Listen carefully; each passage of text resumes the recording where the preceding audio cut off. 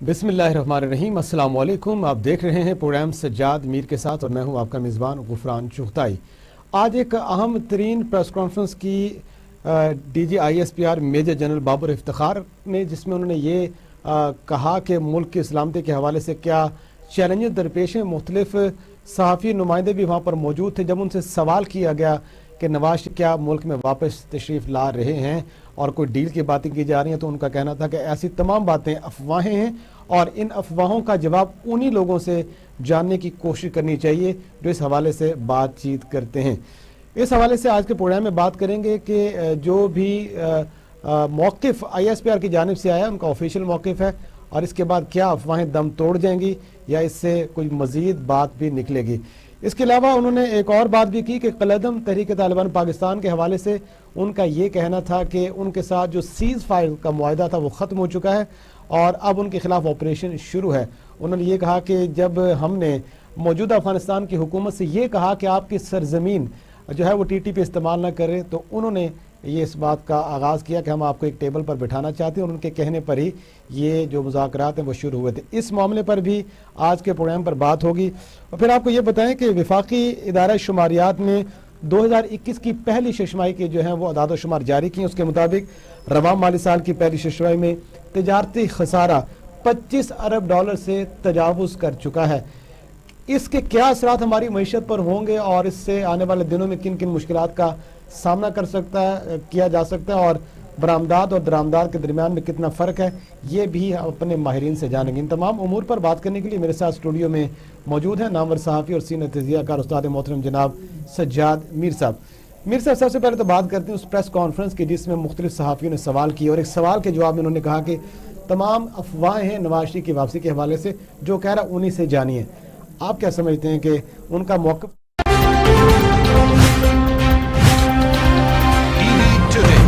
خبر سب سے پہلے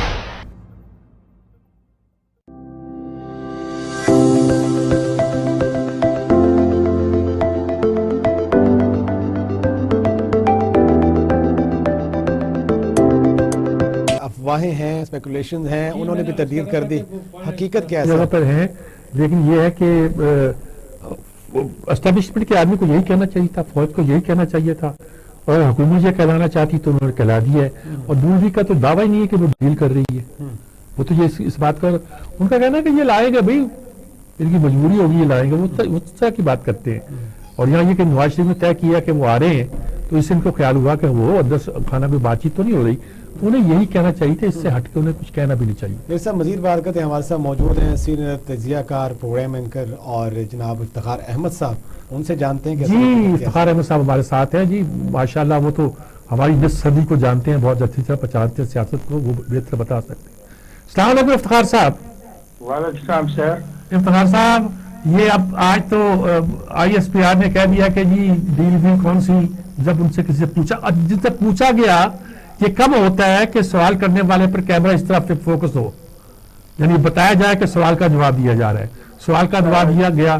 پتہ نہیں حکومت کا مطالبہ تھا کہ وزیر اعظم تو بڑے پریشان تھے، جہاں نون لیگ کو تو وہ جواب نہیں دینا چاہتے، کیا سچویشن نظر آتی ہے؟ سر آپ نے بڑی اچھی بات یہ ہے کہ یہ سوال تو عمران خان صاحب سے پوچھنا چاہیے، جی جی جی جی، جنہوں نے شور مچا دیا ایک دم کہ میں چوتھی مرتبہ ایسے آدمی کو، کنوکٹڈ آدمی کو، سزا یافتہ آدمی کو پرائم منسٹر نہیں بننا چاہیے۔ تو یہ جو آفیسر تھے، کیا نام ہے، D I S P are صاحب، یہ سوال اصل میں ان کو عمران خان سے پوچھنا چاہیے نا، وہ یہی کہا، ان کو کس نے بتایا؟ انہیں یہی سوال بجائے ایک بندے سے سوال کرا کے صفائی پیش کرنے کی کوشش کرنے کی بجائے ان کو تو پرائم منسٹر پاکستان سے پوچھنا چاہیے کہ بھائی تمہیں کس نے بتا دیا کہ وہ چوتھی مرتبہ پرائم منسٹر بننے کے لیے آ رہا ہے، اس سے پوچھنا چاہیے۔ ٹھیک بات ہے، بالکل ٹھیک بات ہے۔ آپ کو نقشہ لگ کیا رہا ہے؟ کیا ساری میں تو سر کہتا ہوں، میں ان چند ایک لوگوں میں سے جو کہہ رہے ہیں اس کو 5 سال پورے کرنے دیے جائیں۔ ٹھیک ہے، آج ڈی اے پی کی بوری 10,000 روپے کی ہوگی، 10,000 روپے کی ڈائی امونیم فاسفیٹ کی بوری۔ پچھلے دنوں ہمیں یوریا نہیں مل رہی تھی، اوکے، اور اب ڈائی امونیم فاسفیٹ کی 10,000 کی ہوئی، اور مجھے ابھی ایک بندے نے بتایا کہ ایک منسٹر کہہ رہا ہے جی 1 لاکھ گاڑی چلی گئی ہے مری میں 1 لاکھ گاڑی، اور چونکہ لوگوں کے پاس پیسہ بہت ہے اور اتنی خوشحالی ملک میں آ رہی ہے کہ وہ مہنگے ترین قیمتوں میں ہوٹلوں میں ٹھہر رہے ہیں. یہ ایک منسٹر نے ابھی جواز دیا مجھے آپ کی خوشحالی کے حوالے سے. اب بتائیں میں کیا کروں؟ ٹھیک بات ہے. وہ 10,000 کی بوری میں جو خریدوں گے اس کی خوشحالی کی کہانی چاہیے. اس بات پر تو میں بھی آپ کی طرح نظریاتی انقلابی ہو گیا ہوں پسندی چھوڑ کے. نہیں بات یہ نہیں ہے سر، بات یہ کہ یہ کیا مجھے قسم ہے کہ کوئی چیز سمجھ آ رہی ہو. اب بڑی پڑھی لکھی باتیں میں سنتا ہوں، G D P growth rate, کم ریٹ، اوپر ریٹ. میں ایک عام آدمی ہوں، مجھے تو جا کے گوشت خریدنا ہے. پتہ لگا گوشت 10 روپے مہنگا ہو گیا. مجھے لینی چینی، وہ کبھی چینی 10 روپے کم ہو جاتی، کبھی 12 روپے زیادہ ہو جاتی ہے. میرے ایشوز تو یہ، میں حیران ہوں کہ ہم سب لوگ کبھی بھی اس پہ نہ سوال کرتے ہیں نہ ہمارا سوال ہے. ہم نے اس جو آپ بتا رہے ہو کسی پر کیمرہ گیا فکس ہوا اور اس نے سوال پوچھا نواز شریف کے والے سے، کاش وہ سوال پوچھتا ڈٹ کے جو ہو رہا ہے بارڈر کے اوپر افغانستان کے اوپر، کہ یہ بھائی یہ کیا ہو رہا ہے، کیسے وہ ہماری اپنا جو بابر وائر اس کو کھا کے پھینک رہے ہیں. ہاں جب پوچھا گیا تھا کچھ تو تھوڑا سا. نہیں سر نہیں، وہ اس کا جواب میں نے سن لیا ہے کہ وہ اس علاقے کی بارڈر کی مینجمنٹ کے کچھ مسائل ہیں اور بات چیت جاری ہے اور بات چیت ہو جائے گی. یہ جواب دیے جاتے ہیں جب لوگ آپ کے بارڈر سے چیزیں اٹھا کے پھینک دیں، آپ کے جو پلرز ہیں ان کو توڑ دیں. تو میں نہیں اس پہ ڈبیٹ پہ بڑھانا چاہتا اس واقعے کو، لیکن سوال تو اس کا جواب دیں نا. ٹھیک بات ہے. باقی پہلا سوال تو عمران خان سے پوچھو. سوال تو یہ بھی ہے کہ بارڈر پہ آپ کھڑے ہیں، گندم سمگل کیسے ہو رہی ہے، یوریا سمگل کیسے ہو رہا ہے. سر یوریا سمگل ہو گیا ہمارا. جی پتہ ہوتا کیوں ہے؟ یہ سننا استاد محترم، یہ بات سمجھیے گا. یہاں کا لٹیرا سرمایہ دار وہاں پہ مال جا کے گوداموں میں رکھ دیتے اور پھر وہ مال یہیں پہ واپس آتا ہے، کیونکہ وہاں پہ تو یوریا کی ضرورت نہیں ہے. وہاں پہ تو کاشت ہو ہی نہیں رہی اس قسم کی، وہاں پہ تو پانی ہے ہی نہیں اتنا، نہ وہاں پہ اتنی گندم کاشت ہوتی ہے. یہاں سے جا کے وہاں پہ ڈمپ کیا جاتا ہے گوداموں میں اور پھر وہاں سے واپس آ جاتا ہے. کیا بات ہے جی. اور یہ ہمارے شہزادے جو ہیں ان کو ٹرک نظر نہیں آتے جو اتنی لمبی لمبی قطاروں میں داخل ہو رہے ہیں اور آ رہے ہیں اور جا رہے ہیں. باڑیں لگا دی ہم نے ساری، افغانستان پہ بھی، ایران پہ بھی، اور انڈیا نے تو خود لگا دی ہیں. تو اس کے باوجود بھی ہمارے گندم بھی جا رہی ہے، چینی بھی جا رہی ہے، یوریا بھی جا رہا ہے، سب کچھ جا رہا ہے. کیا ہو رہا ہے یہ؟ صحیح. یہ تو یہ سوال کرنا چاہیے نا ہمارے ساتھیوں کو، ان لوگوں سے جو طاقتور لوگ ہیں ان سے یہ سوال کرنے چاہیے. یہ جو مسئلہ ہے نواز کے آنے کا جانے کا، یقین کرو آج عمران خان چلا جائے مجھے کوئی فرق نہیں پڑے گا. ٹھیک ہے. As a common man. کیونکہ پھر میں وہی چھوٹی سی بات کروں گا کہ 400 روپے گھی یا 450 روپے گھی کا جو قیمت ہے وہ واپس نہیں 350 روپے لا رہا کوئی بھی. وہ فارمولا مجھے بتا دے، وہ اپنا نواز شریف بتا دے، آصف زرداری بتا دے، مولانا فضل الرحمان صاحب بتا دیں، یا باپ والے بتا دیں، کوئی بتا دے کہ بھی ہمارا یہ فارمولا ہوگا کہ ہم ریٹ کو اس طرح واپس لائیں گے. تو مجھے کوئی سمجھ بھی آئے، مجھے کوئی حوصلہ بھی ہو، میں کہوں بہت اچھی بات ہے. جب یہ ہونا ہی نہیں ہے تو کوئی باجوہ آئے اور کوئی عمران خان آئے اور کوئی باجوہ نہ آئے اور کوئی عمران خان نہ آئے، مجھے کیا فرق پڑتا ہے؟ یہ میں بہت بے حسی کی بات کر رہا ہوں ایز اے پولیٹیکل ورکر اور ایز اے ڈیموکریٹ. لیکن یہ حالات نے مجھے مجبور کر دیا کہ میں ایسی باتیں کروں، کیونکہ میرے لاہور شہر کے اندر جو حالات ہیں وہ اتنے خراب ہیں کہ جو پرائمری اسکول ہیں ان کی جو بنیادی فیسلٹیز ہیں وہ نہیں مکمل ہیں. ٹھیک ہے. اور ہم باتیں کر رہے ہیں. پرسوں ہمارے پرائم منسٹر سمجھا رہے تھے سبزیاں بیچنے سے پیسے نہیں کمائے جاتے، آئی ٹی میں ہمیں ترقی کرنی چاہیے. کیا بات ہے جی، آئی ٹی میں ترقی کرنی چاہیے. پرائمری اسکولوں میں باتھ روم ہے نہیں اور ہم آئی ٹی میں ترقی کرنا چاہتے ہیں. اور ایک اور فلسفہ ہے کہ یہ ہمیں پرائمری اسکولوں پہ وہ سورج سے روشنی حاصل کرنے، وہ کیا ہوتا ہے، سولر پینل لگا دیں گے جی اسکولوں میں بجلی کے فراہم کرنے کے لیے پنکھوں کی. کیا بات ہے. باتھ روم ہے نہیں ہے، دروازے ٹوٹے ہوئے ہیں، بینچ موجود نہیں ہے، بلیک بورڈ پرانے ہو گئے ہیں، جو ٹیچر ہیں ان کے پاس ویژن نہیں ہے اور ہم آئی ٹی میں انقلاب بنانا چاہتے ہیں بعد میں. تو میں تو بہت اس میں آپ یہ کہہ سکتے ہو کیا ہوتا ہے ایک لفظ ہوتا ہے ہمارے جیسے لوگوں کے بارے میں کنوتی کنوتیت. ہم بڑی کنوتیت کی گفتگو کرتے کیا کریں, ہمارے سامنے ہو رہا ہے. یہ میرے سامنے روز میں گھر سے باہر نکلتا ہوں تو ایک نئی چیز دیکھتا ہوں خراب ہو رہی ہے, دوسری چیز دیکھ رہا ہوں خراب ہو رہی ہے, تیسری چیز خراب ہو رہی ہے. یہی کوئی چیز درست ہو نہیں رہی.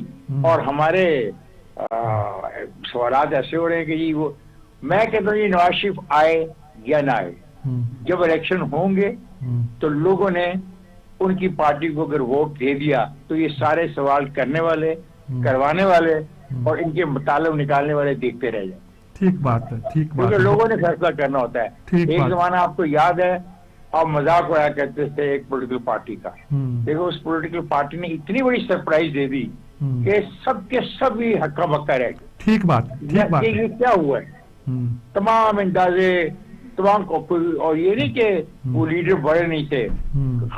اپنا خان عبدالقیوم خان بہت بڑا لیڈر تھا, سردار شوکت جہاد بہت بڑا لیڈر تھا, اپنا مولانا مودودی صاحب بہت بڑے لیڈر تھے, دولتانہ تھے اس وقت, دولتانہ ممتاز دولتانہ بہت بڑے لیڈر تھے. شوکت جہاد جو تھے یہ اپنا شیر پنجاب گویا تھے اس زمانے کے. ہاں تو کیا یہ بڑے لیڈر نہیں تھے؟ لیکن ایک پارٹی آئی, اس ووٹروں نے ایک ووٹ دیا اور گھر چلے گئے. اور دولتانہ تو سفیر بن کے چلا گیا کہ چلو بھائی میں ہار شکست تسلیم کرتا. کیا رستہ نہیں تھا نا دولتانہ کے پاس اس کانسٹیچوئنسی میں, رستہ کوئی نہیں گیا تھا. ٹھیک بات نہیں. پروفیسر یہ سمجھانے کی بات ہے لوگوں کو, میں کہتا ہوں نواز کا آنا نانا دو اس میں چھری ہیں, تین. اس کو ہم طلب کروا رہے ہیں قانون کے تحت, اس کو نکال دیا جائے گا, اس کا ویزا نہیں ہے, اس کو اس پہ کیس چل جائے گا اس کے بیٹے پہ. اور بھائی میرو اپنے ملک پہ توجہ دو, اپنے ملک کے مسائل کو حل کرو. جتنی پرانی فائلیں ہیں پچھلی حکومت کی, روز میں اخبار میں پڑھتا ہوں ایلیویٹڈ ایکسپریس بن رہی ہے جی, واہ جی کیا بات ہے. یہ جناب والا نہر کے ساتھ ہم ٹرام بنا لگے, کیا بات ہے جناب آپ کی. یہ آپ نے ایک وہ بنایا ہے فیروزپور روڈ پہ کافی دن پہلے, وہ ایک گزرگاہ بنائی ہے, وہ جس دن سے بنی ہے نا اس سے اگلے دن کی بننی پڑی ہے کیونکہ وہ مکمل نہیں ہوئی ہے. اور بھائی تم سے یہ کام تو ہوتا نہیں ہے, پتہ نہیں کیا باتیں کر رہے ہیں. اور ان کے جو چاہنے والے ہیں اتنے اتنے اچھے جو ان کے کیا ہوتے ہیں, کیا ہوتے ہیں سر, جو ان کو ڈیفینڈ کرتے ہیں. دیکھو ٹھیک ہے, بہت شکریہ آپ کا افتخار احمد صاحب, بہت شکریہ. بڑی واضح اور کلیئر باتیں, ایک ہی بات کے جواب میں بہت سا نقشہ کھینچ کے رکھ دیا ملک کی سیاست کا, ملک کے حالات کا سارا منظر نامہ جو ہے ہمارے سامنے ہے. حل کرو یار, فالتو باتیں نہیں کرو. اور یہ ہے کہ اس ملک کے عوام اب بہت کچھ چاہتے ہیں, ہر ادارے کو جواب دینا ہے جی, عدلیہ کو بھی, فوج کو بھی, پارلیمنٹ کو بھی. بار بار کہتا ہوں پارلیمنٹ کو, کس کے کہنے پر آپ سیٹیں بدلتے ہیں, ٹکٹیں بدلتے ہیں؟ کس کے کہنے پر آپ ایک رات پروٹیسٹ کرتے ہیں, اگلی رات آپ جا کے ووٹ دے آتے ہیں؟ یہ میری پارلیمنٹ ہے, کیا کہوں میں اسے. بہرحال آپ آگے چلیں. میر صاحب انہوں نے ایک اور بات بھی کی کہ پاکستان کے مختلف اداروں کے خلاف ایک منظم مہم چلائی جا رہی ہے اور اس کا مقصد عوام اور اداروں کے درمیان میں خلیج پیدا کرنا ہے. پھر انہوں نے یہ کہا کہ ہم نہ صرف ان کو جانتے ہیں بلکہ ان کا سدباب بھی کر رہے ہیں. کس طرف اشارہ کر رہے ہیں سر؟ پتہ نہیں کس کی طرف اشارہ کر رہے ہیں, لیکن جو سدباب کر رہے ہیں وہ ٹھیک نہیں کر رہے ہیں. یہ کام پروفیشنلز کا کرنے کا ہے, اور بہت سے کام ایسے ہیں جو کہ نان پروفیشنل طریقے سے ہو رہے ہیں. میڈیا کو مینیج کیا جا رہا ہے, کنٹرول کیا جا رہا ہے, حکومت کر رہی ہے, ساتھ اس کے اسٹیبلشمنٹ کر رہی ہے. کون کر رہا ہے مجھے نہیں پتا, لیکن میڈیا بھی ایک مصیبت بن جائے گا جو کسی کے قابو میں نہیں آئے گا. ٹھیک ہے میرے صاحب, مزید موضوعات پر بھی بات کرتے ہیں. وقت ہوا ایک بریک کا, بریک کے بعد اگلے موضوع کی طرف بڑھیں گے, ہمارے ساتھ رہے گا. پروگرام سجاد میر کے ساتھ میں ایک بار پھر خوش آمدید. میر صاحب, آج کی اس اہم پریس کانفرنس میں یہ بات بھی کی گئی کہ جو قلعتم تحریک طالبان پاکستان, اس کے ساتھ جو سیز فائر کی بات تھی, جو ٹیبل ٹاک کی بات تھی, انہوں نے کہا وہ ہو گیا معاملہ ختم, اور اب ان کے خلاف آپریشن کا جو ہے وہ آغاز دوبارہ سے کیا گیا.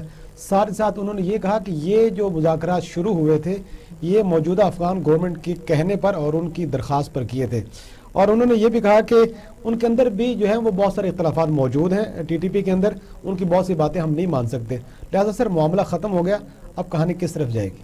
نہیں معاملہ ختم ہونے کی بات نہیں، یعنی کہ جو پہلا ایک راؤنڈ تھا جس میں ہم نے توقعات پیدا کی تھی کہ تحریک طالبان پاکستان مذاکرات کی میز پہ آ گئی ہے، اور اس کو طالبان افغانستان کے حکومت نے یہ کہہ دیا ہے کہ ہماری سرزمین کسی ملک کے خلاف استعمال نہیں کی جائے گی، اب وہاں سے استعمال نہیں ہوں گے تو ہمارے ساتھ مذاکرات کریں گے. تو پچھلے دنوں سے لگ رہا تھا کہ ایسا ہو نہیں رہا، کوئی باڑ لپیٹی جا رہی ہے، اس کی کوئی تعویل پیش کر رہی ہے کہ کئی گروپ ہیں، کچھ کہا جا رہا ہے کہ آپس میں ارد گرد کے ٹرائبز ہیں وہ آتے جاتے ہیں، ان کی کوئی مقامی جھگڑا ہے وغیرہ وغیرہ، کچھ اور بھی لگ رہا تھا، اور کچھ بیانات بھی ایک لگ رہے تھے جس سے لوگوں کو شکوک و شبہات پیدا ہوتے تھے. اب انہوں نے کہا یہ مذاکرات وہ سیز فائر جو تھی وہ تو ختم ہو گئی ہے، گویا ہم اسی حالت جنگ میں ہیں. پھر افغان حکومت کے ساتھ ہمارے کیا تعلقات ہوں گے، کیا نوعیت ہوگی، کیا معاملہ ہوگا، کیا ان کی سرزمین استعمال ہوتی رہے گی، کیا اگر ان کی سرزمین استعمال ہوگی تو ہم منہ دیکھتے رہیں گے، بیٹھے رہیں گے، انتظار کریں گے کب ہم پہ حملہ کریں، ہم اس کا جواب دیں، یا افغان سرزمین پہ جا کے ہم ان کا جواب دیں گے، کیسے کریں گے؟ پہلے تو تھا کہ امریکہ بیٹھا ہوا وہ کہے گا کیوں آئے، اب کیا صورتحال ہے، کیا طالبان خود ان کے خلاف کارروائی کریں، کیا کیسی کی صورتحال ہوگی؟ یہ ساری باتیں جو جواب طلب تو ہیں، بہرحال ہمارے لیے بہت بڑا مسئلہ ہے. افغانستان کا ایشو جو ہے اس کو ہم کیسے لے کے آگے چلتے ہیں اور اس کا حل کیسے ڈھونڈتے ہیں، جواب کیسے پاتے ہیں، یہ بہت امپورٹنٹ بات ہے. ٹھیک ہے میر صاحب، وہ جب ان سے یہ بات کی تو انہوں نے کہا کہ ہم نے تو طالبان حکومت سے یہی کہا تھا کہ آپ کی سرزمین کسی کے خلاف استعمال نہیں ہونی چاہیے اور تحریک طالبان پاکستان بھی استعمال نہ کرے، اسی پر انہوں نے درخواست کی تھی. مزید بات کرتے ہیں، ہمارے ساتھ موجود ہیں دفاعی تجزیہ کار ہیں جناب عبداللہ حمید گل صاحب، ان سے جاننے کی جی عبداللہ حمید گل صاحب ہمارے ساتھ موجود ہیں، ان سے بات کر بالکل ٹھیک بات ہے. جی السلام علیکم، کیسے ہیں عبداللہ؟ السلام علیکم، میں خیریت سے ہوں. میر صاحب آپ ٹھیک ہیں؟ جی آپ بتاؤ کیا حال چال ہے آپ کے، اور یہ کیا صورتحال ہے؟ آج وہ جو ہمارے آئی ایس پی آر کے نمائندے نے کہا کہ سیز فائر ختم ہو گیا ہے، کیا افغانستان سے ہماری صورتحال ہے اس وقت دوسرا کی حکومت کے ساتھ، اور اگر وہ سرزمین استعمال ہوتی رہی تو ہم کیا کریں گے، کیسے کریں گے؟ اگر وہی معاملہ رہا تو پھر کیا فرق پڑ گیا اس افغانستان میں اور اس افغانستان میں؟ بسم اللہ الرحمن الرحیم. شکریہ میر صاحب. دیکھیں، سب سے پہلے ہمیں یہ سمجھنا چاہیے کہ اب ایسے واقعات کیوں پیش آنے لگے. پہلی بات یہ ہے کہ سراج الدین حقانی صاحب اور دیگر جو وہاں کے اہم لوگ تھے انہوں نے کہا کہ جی تحریک طالبان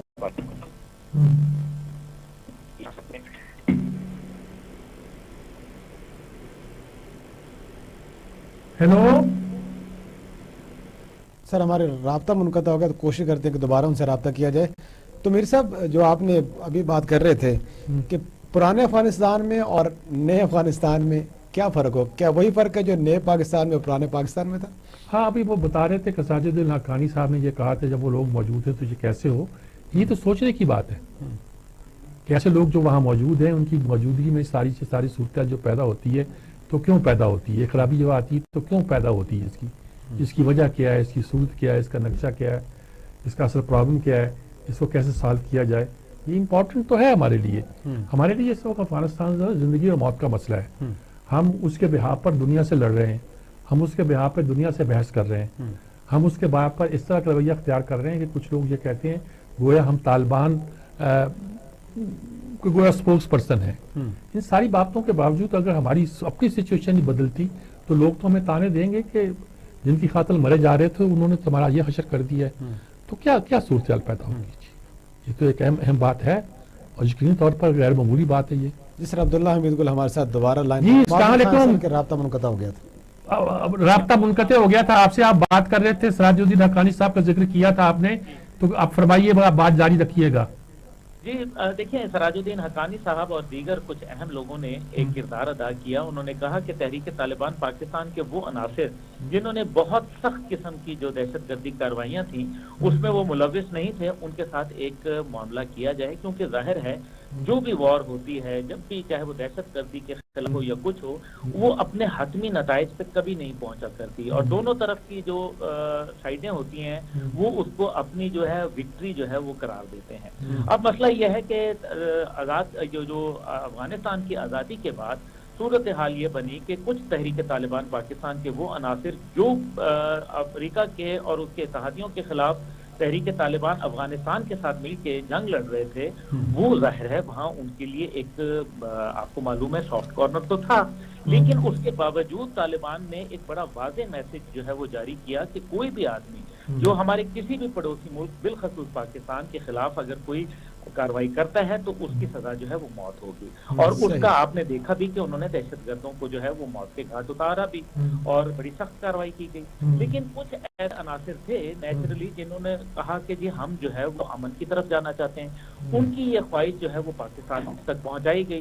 پاکستان نے اس کے اوپر جو ہے وہ لبیک کہا، لیکن اس کے اندر جو اہم ایشو تھا وہ یہ تھا کہ ایک آپ کو معلوم ہے میر صاحب کے بیانیہ جو ہے وہ اس میں بننے میں وقت لگتا ہے، اور یہ 15 سال کے اندر بیانیہ بنا کہ وہ دہشت گرد ہیں، انہوں نے انڈیا سے فنڈنگ لی، انہوں نے اسرائیل سے فنڈنگ لی، ان کے پیچھے غیر ملکی عناصر موجود تھے، انہوں نے ہمارے بچوں کو مارا، انہوں نے سول لوگوں کو مارا، انہوں نے شہید کیا فوجیوں کو، پیراملٹری فورسز کو، پولیس والوں کو، ججوں کو، سیاستدانوں کو، یعنی کہ غرض ایک لمبی داستان ہے، اور ہمارے صحافیوں کو۔ تو مسئلہ یہ ہے کہ اس کو اوور نائٹ چینج نہیں کیا جا سکتا تھا، آپ نے ایک بغیر پبلک کنسنسس ڈیولپ کیے، جس کو آپ کہتے ہیں کہ جو ہماری انٹیلیجنسیا ہے، جو ہمارے صحافی برادری ہے، ان کو کانفیڈنس میں لیے بغیر اچانک آپ نے رات یہ فیصلہ کر لیا کہ جی صبح جو ہے ہم ان کے ساتھ مذاکرات کریں گے۔ نتیجہ یہ ہوا کہ اس کے جو مذاکرات کی جو ٹرمز اینڈ کنڈیشنز تھے وہ طے نہیں ہوئے کہ وہ کون لوگ ہوں گے۔ یہاں بہت سارے سوالات جنم لیے جن میں میں بھی شامل تھا، اور میرا یہ سوال تھا کہ کل کو یہ لوگ جب اگر فرض کریں کہ پولیٹیکل سیٹ اپ میں آنا چاہتے ہیں، الیکشن لڑنا چاہتے ہیں، تو کیا آپ ان کو روکیں گے؟ اور اگر آپ روکیں گے تو یہ تو پھر دوبارہ ہتھیار اٹھا لیں گے، اور اگر آپ نہیں روکیں گے تو کیا جن کے بچے انہوں نے کل کو مارے میں ہیں، کیا لوگ ان کو اب سلام کریں گے، سلوٹ کریں گے؟ یہ ایک بہت بڑا سوالیہ نشان تھا۔ پھر وہ لوگ جنہوں نے ہمارے سپاہیوں اور ہمارے جو افسران تھے، جن کے جسموں کو جو ہے وہ بری طریقے سے جو ہے وہ تشدد کا نشانہ بنایا گیا تھا، ان کے سروں کے ساتھ فٹ بال کھیلے تھے، کیا وہ لوگ اس چیز کو فراموش کرنے کے لیے تیار تھے؟ And at what cost? دیکھیں سب سے بڑی بات یہ ہے کہ وار کی جو سب سے امپورٹنٹ چیز ہوتی ہے اس کے اندر تحریک طالبان پاکستان اور تحریک طالبان افغانستان میں 2-3 چیزیں جو ہیں بڑی امپورٹنٹ ہیں۔ ایک تو یہ ہے کہ مورل گراؤنڈ، دوسرا ہے ملٹری گراؤنڈ، اور تیسرا ہے پولیٹیکل گراؤنڈ۔ جو ٹی ٹی پی ہے اس کے پاس جو ہے وہ کوئی پولیٹیکل گراؤنڈ موجود نہیں ہے، لیکن ان کے پاس ایک لمیٹڈ قسم کی ملٹری کیپیبلٹی ضرور موجود تھی۔ لیکن آہستہ آہستہ جب وہ جنرل راحیل شریف صاحب کے دور میں یہ آپریشن کے خلاف شروع ہوا، اور پھر اس کو جنرل باجوہ صاحب جو ہے آئے تو انہوں نے بھی اس آپریشن کو کنٹینیو کیا، تو ان کی کافی حد تک کمر ٹوٹ گئی اور وہ ملک سے فرار ہو گئے اور افغانستان جا کے اپنے آپ کو ریفیوج لے لیا۔ لیکن اس کے برعکس جو ہے وہ اگر آپ ٹی ٹی اے کی اسٹرگل دیکھیں، یعنی کہ طالبان افغانستان کے، تو کیا انہوں نے کوئی بچے مارے، کیا انہوں نے لوگوں کو اغوا کیا؟ تو ایسی کوئی مثال موجود نہیں ہے۔ جبکہ اس کے مقابلے میں جو تحریک طالبان افغانستان ہے، انہوں نے لوگوں کے جنازوں کے اوپر جو ہے حملے کیے، انہوں نے جو ہے وہ پولیٹیکل لیڈرشپ جو ہے ان کو قتل کیا کے پی میں، اسی طرح سے علماء جو تھے جیسے مولانا جان وغیرہ، ان کو جو ہے وہ قتل کیا۔ تو اس میں بہت بڑا فرق تھا۔ اب تیسری چیز جو ان کی ایک میں نے کہا کہ ایک مورل ہے، تو مورل تو پوزیشن تحریک طالبان پاکستان کی تھی نہیں، ملٹری پوزیشن جو ہے وہ اب بہت ویک ہو گئی تھی۔ لیکن کیونکہ جب جیلوں سے وہ چھوٹے تو افغانستان کے اندر جب وہ باگرام اور دیگر جو جیلیں پل چرخی وغیرہ سے جب چھوٹے، تو نتیجہ یہ نکلا کہ وہ لوگ جو تھے ان کے اندر ایک غہر ہے، ان کو طاقت تو ملی، انہوں نے پاکستان پہ حملے کیے، لیکن تحریک طالبان افغانستان نے جو ہے ان کو وارننگ دے دی، جس سے ان کو کافی جو ہے وہ میرے خیال میں ایک لگام ملی۔ اور تیسری چیز جو میں نے آپ سے کہا کہ ان کا پولیٹیکل جو ہے تھا وہ تو موجود نہیں تھا۔ اب اس کے اندر اہم سوال یہ پیدا ہوتا ہے کہ کیا یہ اس کے اندر یہ جو دہشت گردی کی جو جنگ ہے، اس کے اندر کہیں ایسا تو نہیں ہے کہ غیر ملکی طاقتیں جو ہیں وہ ایک دفعہ پھر پاکستان کو ڈی اسٹیبلائز کرنے کے چکر میں تحریک طالبان پاکستان کو جو ہے وہ سپورٹ کرنی ہے؟ یہ ہمیں فیصلہ کرنا ہے۔ جس طرح سے آپ نے خود فرمایا ابھی شروع میں آپ کی بات سن رہا تھا کہ جب ایک ہمارے پاس آپشن یہ ہو سکتی ہے کہ افغانستان کے اندر ہم کارروائی کریں، تو آپ کو یاد ہوگا کہ جب اشرف غنی کی حکومت تھی، حالانکہ ہمارے ان کے ساتھ ٹرمز اچھے نہیں تھے، لیکن ہم نے کیا کیا کہ جماعت الاحرار کے خلاف باقاعدہ ایئر فورس کا جو ہے وہ آپریشن کیا، اور الحمدللہ اس کے اندر جماعت الاحرار کا تقریباً جو ہے وہ سرمایہ کر دیا گیا۔ اسی طریقے سے آپ کو یاد ہوگا کہ جب وہ گورنر تھے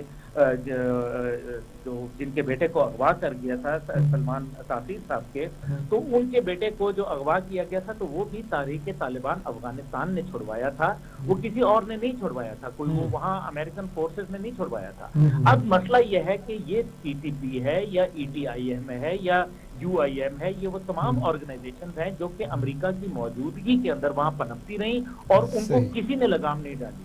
الحمدللہ آج ان کی جو سچویشن ہے وہ کم ہو گئی ہے۔ اب پاکستان کے پاس آپشنز کیا ہیں؟ پہلی آپشن یہ ہے کہ پاکستان جو ہے وہ ظاہر ہے افغانستان کے اندر آپ کو پتہ ہے ایک معاشی بدحالی ہے، اور ابھی جو شروع کا ان کا سسٹم ہے وہ ایک نئی جنگ میں اپنے آپ کو نہیں ڈال سکتے، نہ ہی وہ داعش کے خلاف لڑنے کی صلاحیت رکھتے ہیں اور نہ ہی وہ تحریک طالبان پاکستان کے خلاف جو ہے وہ کوئی ایسی کارروائی کر سکتے ہیں۔ ہاں البتہ یہ ضرور ہو سکتا ہے کہ اگر ہم ان کو انٹیلیجنس سپورٹ فراہم کریں، ان کو لاجسٹکس فراہم کریں، ان کو جو ہے وہ ایریل فوٹوگرافی فراہم کریں اور بوٹس آن گراؤنڈ جو ہے وہ خود تحریک طالبان افغانستان جو ہے وہ استعمال کرے، تو یہ ایک آپشن ہو سکتی ہے۔ لیکن بہرحال میں سمجھتا ہوں کہ ہمیں حوصلہ پست نہیں کرنا چاہیے اور بات ہے ابھی خطرہ موجود ہے، بالکل درست کہا آپ نے۔ بہت شکریہ آپ کا عبداللہ حمید گل صاحب، بہت شکریہ آپ کا، بڑی وضاحت کے ساتھ پورا نقشہ کھینچ کے رکھ دیا انہوں نے اور پورا نقشہ ہمارے سامنے آ گیا ہے،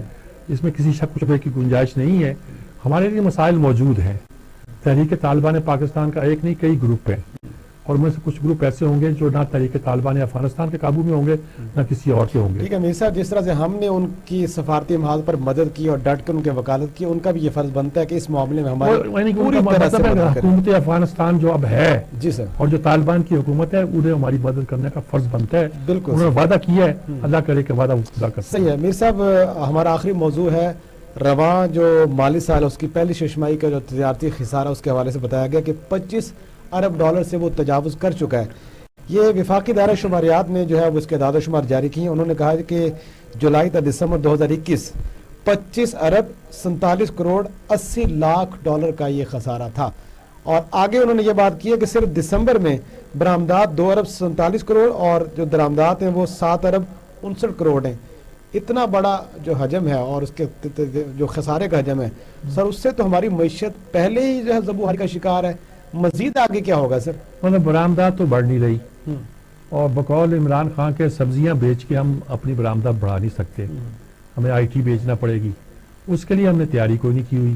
اس کی وضاحت افتخار صاحب نے بہت اپنے گفتگو بہت سی کر دی، ہمیں تیاری نہیں کی ہوئی۔ 3 سال کیا کرتے رہے؟ اگر ہم نے IT کو بیچنا تھا تو ہمارے ویژن ہونا چاہیے تھا۔ ہم تو مکان بنانے میں، ریئل اسٹیٹ کو ڈیولپ کرنے میں لگے رہے، ہم تو کاریں بنانے میں لگے رہے، کاریں اپنی کنزمپشن کے لیے، بلکہ باہر سے ہی منگواتے رہے۔ تو اس طرح تو کیا آپ نے اکانومی کا ویژن بنایا ہوا جس کے ذریعے آپ چلنا چاہتے ہیں؟ تو اب اگر امپورٹ بل ہمارا بڑھ گیا ہے، ڈالر کو آپ نے ایسی کر دی ہوئی ہے، اب امپورٹ بل تو کم نہیں ہوگا، ڈالر بڑھ گیا ہے اور ایکسپورٹ آپ سے بڑھ نہیں رہی ہے ڈالر بڑھانے کے باوجود، تو کیا ہوگا؟ کیا نقشہ پیدا ہوگا؟ سر آگے تو منی بجٹ بھی پھر پیش ہوا ہے اور اس کے اثرات بھی اوپر آ جائیں گے، پھر تجارتی خسارے بھی بڑھ گئے۔ مزید سر بات کرتے ہیں، ہمارے ساتھ موجود ہیں ماہر امور اقتصادیہ جناب ڈاکٹر شاہد حسن صدیقی صاحب۔ شاہد حسن صدیقی صاحب تو میں یہی کہہ سکتا ہوں کہ اس معاملے میں حرف آخر ہیں، ان سے پوچھتے ہیں جناب، سر لائن پر رہنمائی دیتے ہیں۔ السلام علیکم ڈاکٹر صاحب۔ محترم وعلیکم السلام ورحمۃ اللہ۔ ڈاکٹر صاحب کیا نقشہ ہے؟ وہ کہتے ہیں جی 25 ارب کا خسارہ ہے، ایکسپورٹ خسارہ نہیں، امپورٹ ایکسپورٹ کا فرق ہے۔ اب ہم تارکین وطن کے پیسے کب تک بیٹھے رہیں گے اور ادھر ادھر سے قرضہ کب تک مانگتے رہیں؟ کیا معیشت کیا کہہ رہی ہے آپ کو اس وقت جو یہ لوگ کر رہے ہیں؟ محترم معیشت جو ہے اس وقت بہت ہی سنگین صورتحال ہے اور بیشتر اشاریے 2018 سے زیادہ خراب ہے۔ وہ وقت جس کو انہوں نے دیوالیہ کہا تھا اب اس سے کہیں زیادہ خراب ہے۔ ابھی جو آپ گفتگو فرما رہے تھے وہ میں نے سنی تھی، بالکل صحیح بات تھی کہ امپورٹس جو ہے ہماری 40 ارب ڈالر ہوئی ہے، جو پاکستان کی تاریخ میں سب سے زیادہ ہے، کبھی اتنا نہیں ہوا۔ تو جب آپ کی معیشت گرو نہیں کر رہی، شرح نور کم ہے، تو یہ ڈرامہ کرنے کی ضرورت کیا ہے؟ ہمارا تجارتی خسارہ جو ہے 25 ارب ڈالر کا ہوا ہے، جو ابھی آپ نے بتایا، یہ امپورٹ ایکسپورٹ کا فرق ہے، یہ پاکستان کی تاریخ میں سب سے زیادہ ہے اور پچھلے سال اسی مدت کے دگنے سے زیادہ ہے۔ مگر جی میں آپ کے اس نقطے کو بڑھانا چاہتا ہوں کہ جو آپ نے فرمایا کہ جناب یہ سمندر بعد پاکستانی جو پیسہ بھیج رہے ہیں اس پر کب تک چلے گا، تو پہلی چیز تو یہ ہے کہ یہ اسٹیٹ بینک بار بار اصرار کر رہا ہے تحریری طور پر کہ یہ کارکنوں کی ترسیلات ہیں. تو کارکنوں کی جو ترسیلات ہوتی ہیں وہ تو چھوٹے چھوٹے اماؤنٹ کی آتی ہیں. اس حکومت کے دور میں $86 بلین 86 ارب ڈالر کی ریمیٹنسز باہر سے آئی ہیں, جس کی وجہ سے ٹریڈ ڈیفیسٹ جو خوفناک تھا وہ نسبتاً کرنٹ اکاؤنٹ جو ہے وہ خسارہ بہت کم ہو گیا ہے. ابھی صرف $7 ارب کا ہے, سال کے آخر تک شاید $14 ارب ہو جائے, جبکہ پچھلے سال کی اسی مدت میں یہ فاضل تھا. تو یہ جو جھوٹی ہم تسلی اپنے آپ کو دے رہے ہیں ریمیٹنسز سے, یہ ہماری سمندر پار پاکستانی کی لیبرز کی نہیں ہے. یہ یہاں سے چوری کا پیسہ ہنڈی کے ذریعے باہر جاتا ہے, ریمیٹنس کے ذریعے واپس آ جاتا ہے, جس پہ کہ کئی سو ارب روپے کا ٹیکسوں میں نقصان ہوتا ہے. پھر یہی پیسہ مارکیٹ سے ڈالر خرید کے پاکستان سے باہر چلا جاتا ہے. ورنہ یہ $86 بلین اگر پاکستان میں رکتے اور $32 ارب کے ان کی حکومت کے قرضے اس حکومت کے دور میں بڑھے تو یہ پیسے کہاں ہیں پھر؟ کہیں نظر تو نہیں آ رہے. ہمارے تو پھر ریزرس آسمان پہ ہوتے, ہمارا تو روپیہ مضبوط ہوتا. تو یہ اسکینڈل ہے ریمیٹنس کا, جس کے ذریعے سے یہ پورا کھیل چل رہا ہے. تو یہ آپ نے بالکل صحیح نقطہ اٹھایا. میں جو ابھی خطرات ہیں وہ آپ کو بتا دوں. پہلا خطرہ تو مجھے یہ نظر آ رہا ہے بالکل لازمی کہ اب یہ جو IMF کا پروگرام ہے, جس کو عمران خان صاحب کہتے تھے یہ آخری ہوگا, ایسا نہیں ہوگا, ہم پھر IMF کے پاس جائیں گے. دوسرا یہ کہ ہماری جو فی کس آمدنی ہے, اب میں آپ کو کہہ سکتا ہوں کہ 2075 تک 2075 تک یہ بہت کم رہے گی, اور OECD کے ممالک جو ہیں ان کے برابر ہم نہیں پہنچ پائیں گے. تیسرا یہ جو سسٹینیبل ڈیولپمنٹ گولز دنیا نے رکھے تھے 2030 تک, وہ جو ہے ہم اس میں سے بیشتر حاصل نہیں کر سکیں گے. مگر جو سب سے بڑا تکلیف دہ چیز ہے, یہ ہپوکریسی کا لفظ میں استعمال نہیں کرنا چاہتا, کہ ہماری اجتماعی دانش تھی افواج پاکستان کی اور سول لیڈرشپ کی, انہوں نے قومی سلامتی پالیسی کی منظوری دی. بالکل صحیح. اس کا جو بنیادی نقطہ ہے کہ معیشت کی سلامتی بہت ضروری ہے ملک کی سلامتی کے لیے, لیکن دنیا بھر میں پاکستان میں اور اس پالیسی میں بھی کہا گیا ہے کہ معیشت کی سلامتی کے اس وقت ہوگی جبکہ عوام جو ہیں ان کی حالت بہتر ہوگی. اور اس کے لیے کرائٹیریا کیا بتایا گیا ہے؟ مہنگائی میں کمی ہو, یہ دنیا بھر میں ہے, مہنگائی میں کمی ہو, غربت میں کمی ہو, فی کس آمدنی میں اضافہ ہو, عام آدمی کو علاج معالجے کی بہتر سہولیات میسر ہو, صاف پینے کا پانی میسر ہو, ہر بچہ چھوٹا جو ہے اس کو لازم مفت تعلیم دی جائے. یہ چند میں نے آپ کو گنا دیے. تو یہ جو چیزیں ہیں اسی کے ساتھ آپ اگر ضمنی بجٹ لے آئے ہیں جو عوام کے اوپر ٹیکسوں کا بوجھ ہے, اس میں پیٹرولیم لیوی بھی ہے جو بھتہ ہے, جس سے کہ ہر چیز کی قیمتیں بڑھیں گی. تو یہ جو ہپوکریسی ہے کہ سلامتی پالیسی اتنی شاندار ہے جو ساری دنیا میں یہ بات کہی جا رہی ہے, یہ سوویت یونین کے بعد ہم نے اب کہی ہے, تو اس کے بعد آپ اسی ساتھ میں ضمنی بجٹ لے آتے ہیں. تو جو ہمارے معزز ممبران پارلیمنٹ ہیں, اب ان کا ضمیر ان کو نہیں بتائے گا کہ بھائی میں تو یہ قومی سلامتی پالیسی کے یہ نکات ہیں, اور ضمنی بجٹ میں یہ ہے کہ مہنگائی بڑھے گی, شرح نمو سست ہوگی, غربت بڑھے گی, عوام کے اوپر احساس نمو بڑھے گا, پیٹرول کے دخل بڑھنے سے جو ہے وہ دالیں, سبزیاں, گوشت, ٹرانسپورٹ کے کرائے بڑھیں گے, اور معیشت ہماری بے انتہا کمزور ہے. 12.3% ہمارا دسمبر میں افراد زر تھا, جبکہ بھارت میں یہ 5% کے قریب ہے, اور بھارت کے شرح نمو ہم سے کہیں زیادہ ہے. تو ہم چاہ کیا رہے ہیں پہلے سے سمجھ رہے ہیں. کہیں ایسا تو نہیں ہے کہ امریکہ کا جو نیو گریڈ گیم ہے کہ پاکستان کو غیر مستحکم رکھیں, معیشت کو کمزور رکھیں, حکومت اور قوم میں اعتماد کا بحران پیدا کریں, افغانستان کو غیر مستحکم کریں, اور وہاں سے اور دوسری سرحدوں سے پاکستان میں دہشت گردی ہو. تو ہم تو اس طرح حالات ایسے لے کے جا رہے ہیں, تو یہ تو بہت خوفناک صورتحال ہے. اور یہ سب کیا گیا کیوں؟ جو میں ایک جملہ صرف کہوں گا کہ شوکت ترین صاحب نے جب جون جولائی میں مذاکرات اگر کر لیتے, 2-3 دن میں طے ہو جاتے, تو یہ ساری صورتحال نہیں ہوتی. وہ کس لیے اس کو اکتوبر تک لے گئے, پھر نومبر تک 2 دن کا کام انہوں نے 6 ہفتوں میں کیا IMF کے ساتھ, اور جو ابھی تک پارلیمنٹ سے منظور نہیں ہوا. تو یہ جو تباہی بربادی میں نے آپ کو گنائی ہے وہ اس وجہ سے تھی کہ انہوں نے جو مذاکرات ہونے تھے IMF کے غیر ضروری جو ہے وہ طول دیے اور پاکستان کو تباہ کیا. یہ نیو گریڈ گیم کا امریکی مقاصد ہیں, اس کی طرف ہم سمجھتے ہیں معاونت ہو رہی ہے. صحیح, بہت شکریہ آپ کا ڈاکٹر شاہد حسن صدیقی صاحب, بہت شکریہ ڈاکٹر صاحب, آپ نے بہت تفصیل کے ساتھ سارا نقشہ کھینچ کے رکھ دیا معیشت کا کیا ہو رہا ہے ہمارے ساتھ. اب میں پھر لگتا ہے وہ کہتے ہیں کہ IMF میں جانا پڑے گا, اور ابھی جو شرائط ہیں شاید اس سے بھی کڑی شرائط ہوں, اور ہم ڈرتے ہیں اس وقت سے جب کہ ہماری معیشت اتنی کمزور ہو جائے کہ ہماری سیکورٹی خطرے میں پڑ جائے. اب بھی کوئی صورتحال اچھی نہیں ہے. برا میر صاحب, آج سے 5 دن پہلے دسمبر جب اختتام ہوا تو اس کے اعداد و شمار کے مطابق 4 ارب 99 کروڑ 80 لاکھ کا فرق ہے درآمدات اور برآمدات میں. اگر ٹھیک یہ ہے. فرق ایسے بڑھتا جائے گا تو پھر ایک مہینے کا فرق ہے وہ. ہماری اکانومی کہاں جائے گی, اس کے اوپر ہمیں سوچنے کی ضرورت ہے. اسی کے ساتھ ہی اپنے میزبان غفران چغتائی کو پروگرام سجاد میر سے اجازت دیجیے. اللہ نے کے بعد.